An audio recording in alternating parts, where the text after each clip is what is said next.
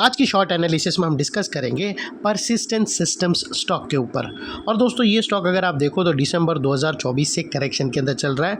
Overall अगर आप देखो तो ये स्टॉक ने 4 महीने यानी कम्प्लीटली एक क्वार्टर अंडर करेक्शन में बिता दिया।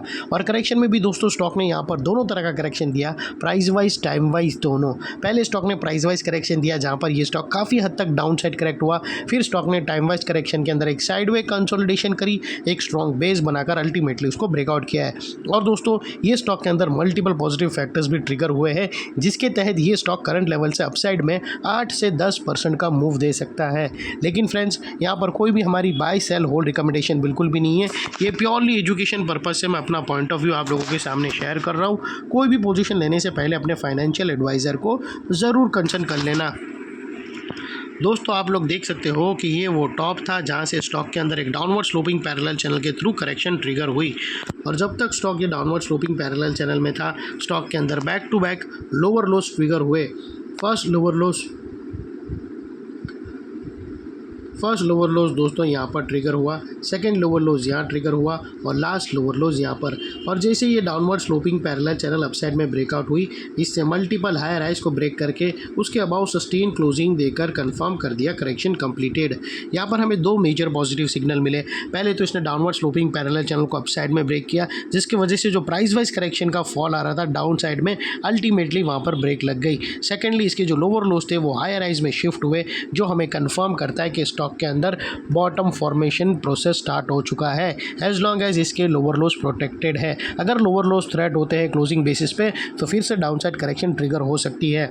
और दोस्तों अभी जो रीसेंट अपसाइड मूव आया था पिछले 1-1.5 हफ्ते में, इसमें दोस्तों सारे स्टॉक भागे थे, ये स्टॉक ने पार्टिसिपेट नहीं किया है और अभी इसके अंदर ब्रेकआउट आया है। तो हो सकता है इसने लेट पार्टिसिपेट करेगा, लेकिन जब निफ्टी के अंदर टॉप बन रहा है या फिर कंसोलिडेशन कर रहा है, तब हो सकता है ये स्टॉक आने वाले टाइम पे अपसाइड मूव दिखा सकते हैं 8 से 10% का। और दोस्तों बात कर लेते हैं यहाँ पर डाइवर्शन का।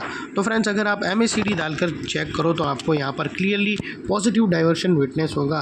प्राइस एक्शन की जो लोअर लो स्विंग है अगर आप देखो तो वो डाउन साइड की तरफ टिल्ट है, वही MACD की ऑसिलेशन अपसाइड में टिल्ट होकर यहाँ से हमें फर्स्ट ब्रेकआउट मिल रहा है, जो एक अपसाइड मोमेंटम पंप कर सकता है स्टॉक के अंदर। और अल्टीमेटली दोस्तों बात कर लेते हैं यहाँ पर चार्ट पैटर्न की। तो फ्रेंड्स अगर आप देखो तो यहाँ पर हमें एक ज़बरदस्त पैरेलल चैनल या फिर रेंज ब्रेकआउट होते हुए क्लियरली आइडेंटिफाई होती है। और दोस्तों ये जो रेंज है ये तकरीबन 8 से 10% की रेंज है, जो ऑलरेडी ये नेकलाइन से ब्रेकआउट हो चुकी है।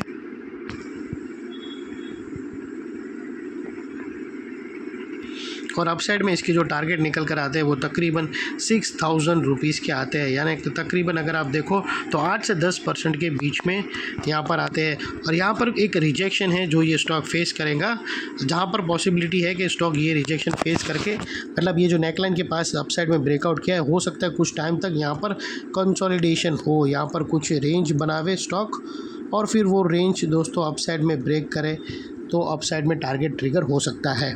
तो यहाँ पर एक और पॉसिबिलिटी रहेगी, वो तुम ज़रूर अकॉर्डिंगली अपने माइंडसेट को वैसा रेडी रखना।